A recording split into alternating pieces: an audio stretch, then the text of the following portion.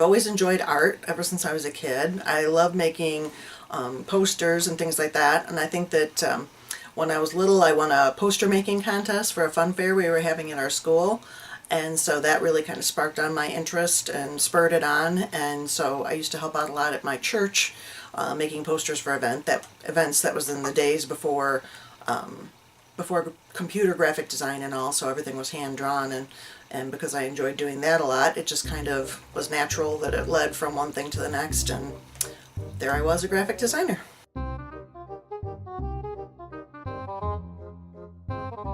At that point, it was a matter of actually sketching things out and then having text printed off by a special machine. It would print it off in these long strips, and then I would have to make a mock-up using those strips, test it out to see if it worked. It was actually cutting the strips, the lengths of the text, and then using this special machine that would put wax on the back of it and sticking it down onto mock-ups to get everything to fit, and then if things had to be edited down or trimmed, they could be done so, and either being printed out again or manually cutting and moving words around. It was a very, very different process than it is now. I've spent many hours on a light table or at a light table with these pages, making them, doing the paste up of them and putting in mock-up placement for photographs and all. It was a very tedious process. It's much easier nowadays using the computer. I really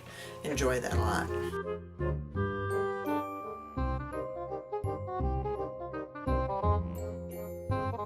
I mean, I come up with my idea, how I think should look. Sometimes that's almost like instantaneous. I can picture the completed project in my mind. And sometimes it's sort of a work in progress. I think that, I've got an idea for how I want it to look, and then start working and find out it's not working at all. And so then you kind of scrap that and just start playing around and seeing, what works or what looks good. It kind of depends on the project, really.